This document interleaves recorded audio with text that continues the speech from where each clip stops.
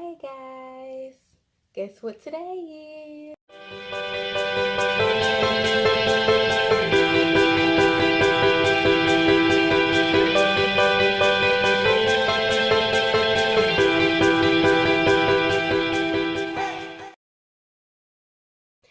For those who are just now watching, Tuesdays are a day that I like to look back and think about things that I used to do, things that I used to say, things of, maybe that, just how I used to be. And I just kind of compare it to how I am today.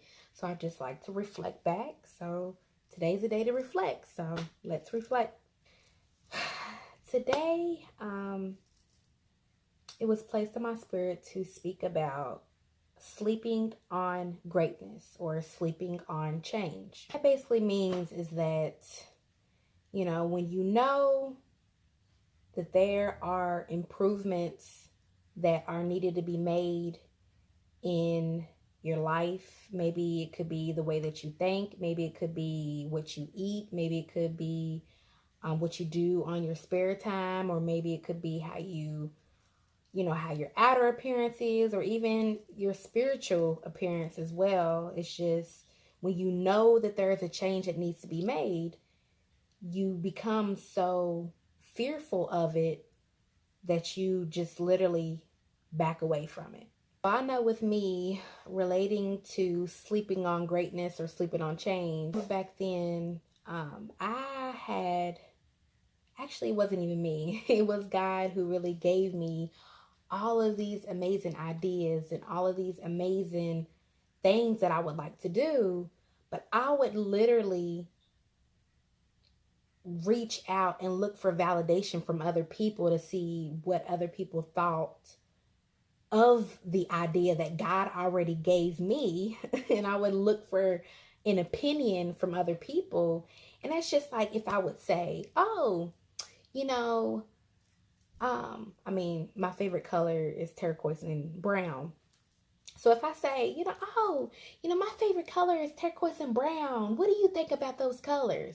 Oh, that don't even look good together. I don't like turquoise. I don't even like brown. Brown reminds me of poop or something, and it's like, and then, I used to think like, oh, dang, maybe brown isn't a good color, or maybe turquoise and brown just don't match together. That little small idea or that little small example just kind of correlates to when you know that it's something that you like, or when you know it's something that you need to do, you allow people or you allow things to change your mind or to even steer you away from that dream, from that idea. I don't know, maybe the color thing was a bad example, but let me give you a real example.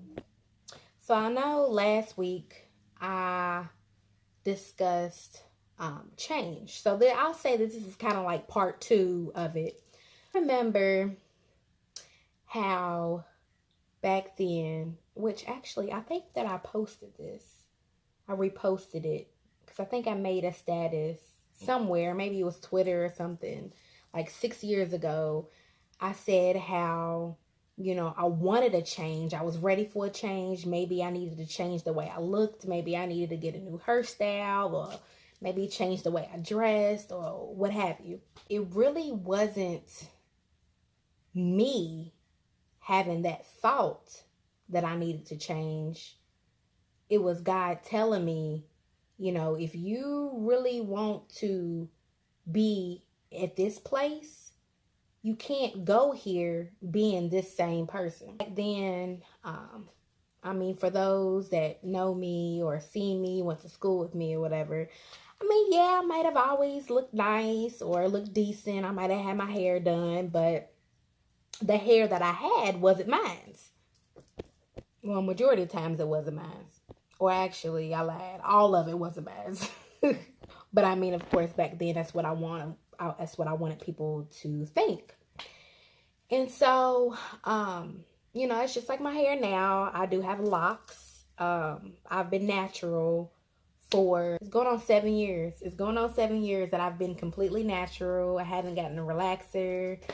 I haven't colored my hair or anything. So back then, I always wanted to, well, actually, you know what? Not even when I wanted to. It's the fact that I allowed the labels that people gave me because I was light skinned, or because I might have seemed, on a level of pretty or whatever it was, even though I didn't feel that. I mean, that's the titles and that's the image that people placed on me. So because of that, I took that image that people placed on me and I looked at myself and I was just like, how can I be this when my hair doesn't add up to it, or I don't have all the brand clothes that everybody else has. And I was just looking at I was just looking at the labels that people placed on me on a totally different aspect than what I was actually supposed to be relating it to. Back to my hair, I wanted long hair. People said, oh, you like skin, your hair is long, your hair's so pretty. And I just would agree with them, not ever thinking that, maybe people really didn't know that the long hair that I had wasn't my hair or not. But I wanted to make sure people knew that it was, because that's what people said. So that's what I tried to make true. So I just knew, in order for me to actually be exactly not even be exactly what people told me that I was, or be exactly what they told me that I looked or what I appeared as, in order for me to feel that way, I knew I had to make changes. If I knew that I looked a certain way, and if I felt that certain way, it's like I allowed my hair to define my beauty. I put my fake hair on, which was long and straight. I knew that I just added up to everything that other people thought that I was. I knew that I added up to exactly what I wanted to be and how I felt about myself. And I knew when I had that on, I was just everything.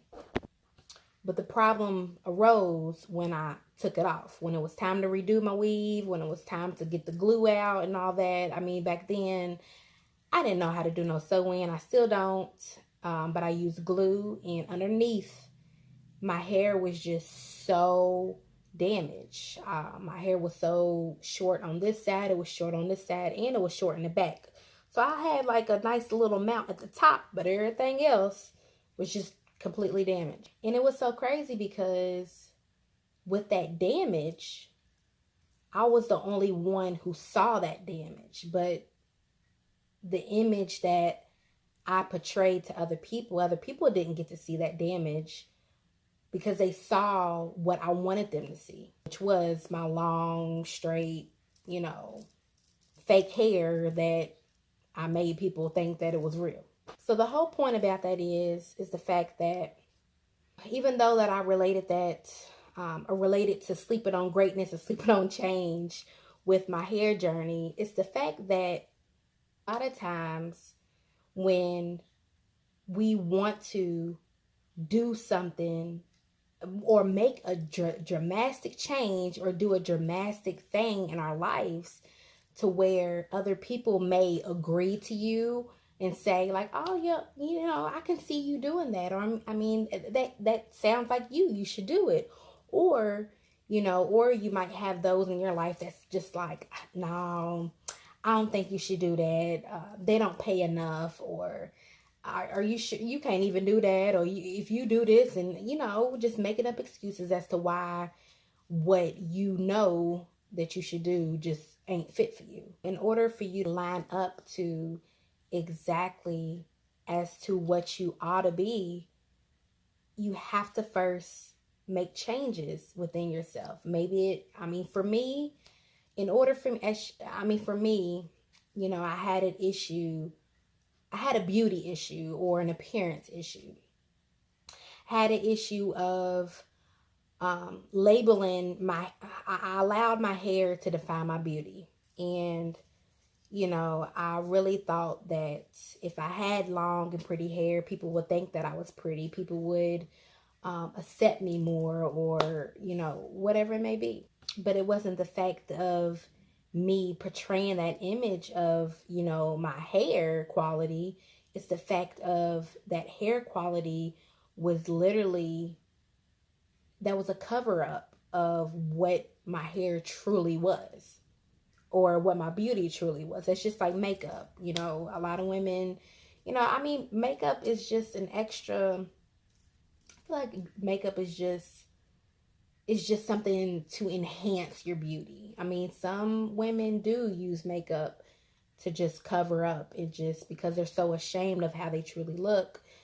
But that's exactly what I did with my hair. I used fake hair to cover exactly everything of my insecurities of what my hair truly was underneath the fake hair. So I knew, in order for me to feel that I was good enough, or feel that I was pretty enough, not even just to please other people, just for me to feel pleasable in my own eyes when I look at myself in the mirror, I knew that I had to get rid of the fakeness. I knew that I had to get rid of the cover up. I knew I had to get rid of what other people were claiming me as, or saying that I can be, or what I couldn't be. And I knew that I had to remove and strip myself away from all of that and just start fresh. So with me starting fresh, I believe it was like July 2012, I did the big chop. I literally had a fade. My hair was completely gone. That was a moment where I felt very, very insecure, because I didn't have the long hair. I didn't have any hair. So I just knew, in order for me to meet my own expectation, or my own greatness of me, I guess, confidence, I just knew that I had to do something, or remove myself of something that I was so accustomed to having or doing. And that was, always wearing my fake hair. So once God really gave me the strength to cut off all my hair, that was just, from that point on, that was just the beginning of a whole transformation of a new person. But yeah, hopefully all of that made sense. Hopefully I didn't. For that piece of my testimony about me, feeling so insecure, feeling so insecure of one thing about myself, but I allowed other people to define who I was, that maybe I didn't, that I didn't necessarily agree to, with the things that, people may have labeled me as, in order for me to see that label, which it was a positive label. I'm not saying that, if somebody's calling you dumb or something, and, that you're smart, but you dumb yourself down to add up to, them calling you dumb. Like, no, that's not what I'm saying. I'm saying that, it's just like, with me, it was beauty. Like, people called me pretty, people called me beautiful, but I didn't see it. I couldn't feel it because of, the insecureness of what I had in my physical appearance. But as I worked on my physical appearance, I knew that, my inner appearance was also what I needed to fix and reconstruct as well. Nowadays, we can't just continue to point out things that we know that we're insecure about, or point out things that we know that we should do better, or point out things that we know that we shouldn't do anymore, or things that, whatever it is, we can't just point those things out without making the initiative to make things better, or to change those ways, or to just change those thoughts. Now what I know now, there's a lot of things that we may tend to think about, or goals and dreams that we have. And a lot of it, actually all of it, can't be done by ourselves. We have to pray. We have to ask God, and we have to seek God for his guidance. We have to ask him to lead and mold us to exactly where we need to go in order to become successful.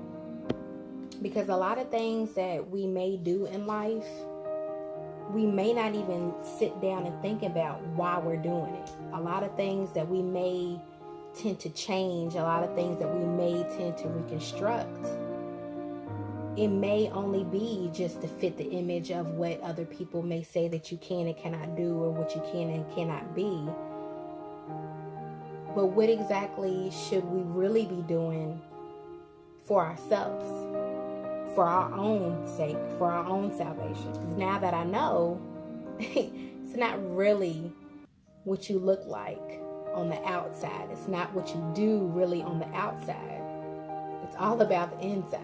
Once those changes and once those improvements are made, we can't label it as, oh, I did this, I made this change, I did this. It's not even I. God deserves all the praise because He's the one that created us. He's the one that fearfully and wonderfully made us in the image of Him. And so when we forget to give God the acknowledgement and the recognition that He deserves because of allowing us to change and to allowing us to be where we are today, we may have these thoughts of change, where we may have these thoughts of improvement, where we can't even actually put our foot out to actually do them because we're not seeking the right type of recognition. We're not seeking the right type of advice. We're not seeking the right type of validation. We're always looking for validation from everybody else, but we're not looking for validation from the one true person that can actually fix and heal and meet whatever expectation. Hi, everybody. Today is Testimony Tuesday, and I know that we are late making this video. Say bye-bye. Bye-bye. Okay, no bye-bye. Bye-bye. Bye-bye. Bye-bye.